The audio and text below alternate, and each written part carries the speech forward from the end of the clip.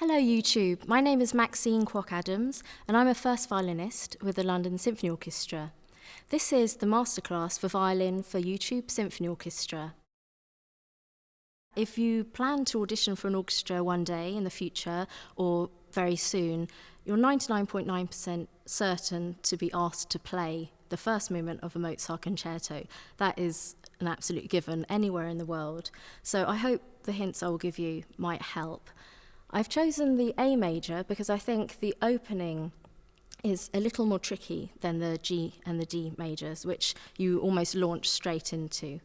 The A is somewhat more nerve-wracking, and yes, we all get nervous, so there's nothing, to be ashamed of there, but hopefully I can put you at your ease. Now, the very opening, you'll have just had the orchestra or the accompanist playing.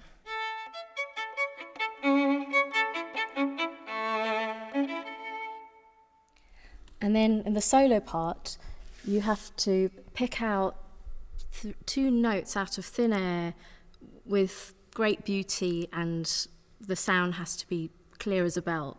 This is not easy in a stressful situation like an audition, but the most important thing you must remember is that on the third crotchet, the accompanist is going to come in and has to have a clear idea of tempo.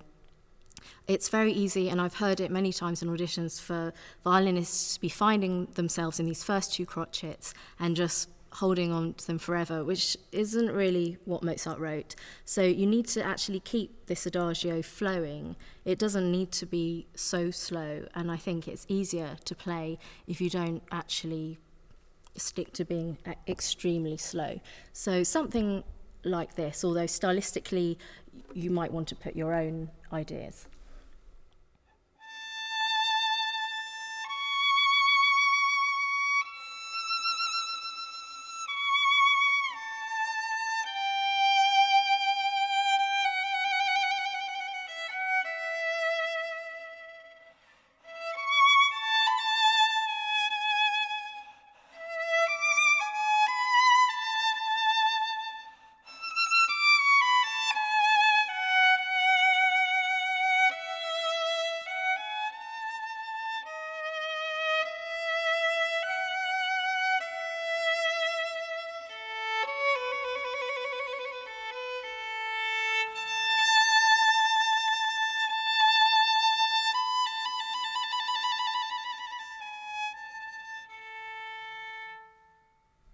That's the hard part done.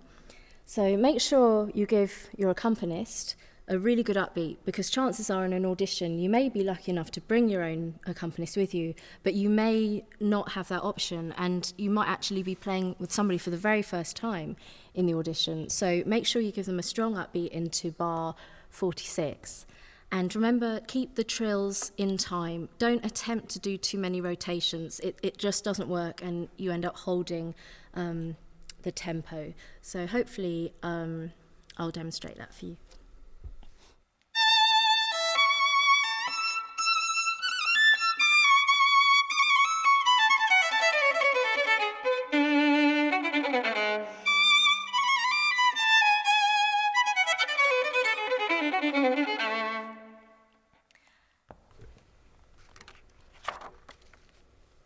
Now I'd like to talk to you about the passage that comes later on in the movement. This is the contrasting part. You may only have to play a Mozart concerto, first movement, in an audition, so you want people to see your scope of your playing. This is your chance to be slightly more romantic in the music, within reason, because obviously this is still Mozart, but you can obviously play much more espressivo and have a lot of different colours in the playing.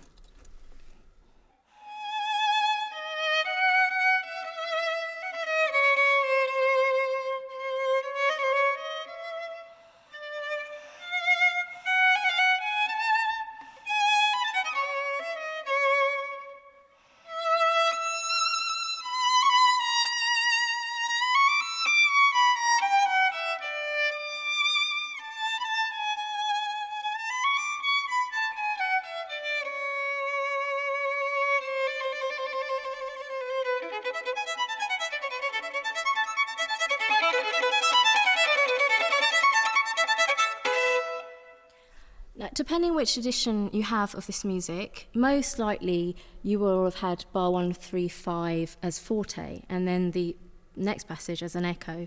I personally prefer to do that reversed because I think it's stronger to go into the big tutti before the recap with a forte chord, because there's nothing worse than trying to tickle that in piano. So, but obviously that's up to you and you make your own decision. The very opening of the symphony is a big forte pizzicato. I think pizzicato is something that we're not often taught properly and often can sound really quite nasty if fingernails start getting in the way. The way I like to approach the pizzicato in this is to go to the edge of the fingerboard and stroke down towards the left hand. If you go the other way, you end up usually catching a nail or something. This way you get a big strong sound and it's round. It doesn't have to be a mega sound because there's going to be loads of people playing it in the orchestra. So just be aware of that. Now the opening phrase I think really should travel to the 9th bar rather than I think it's quite easy to think of it as ending in the 4th bar. So I think it should sound something like this.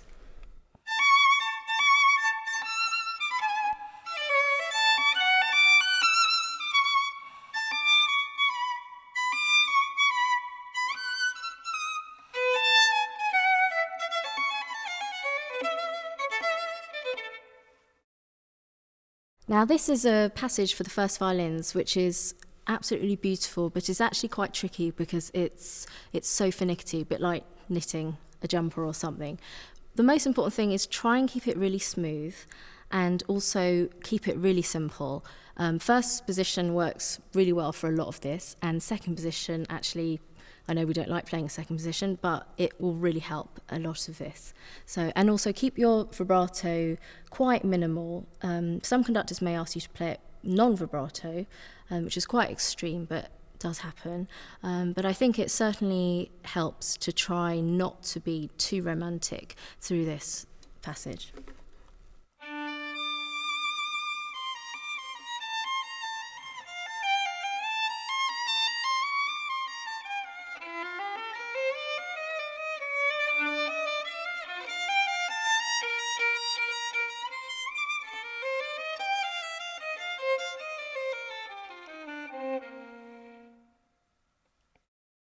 Hopefully you found this really useful, and I've really enjoyed being here and helping you through it.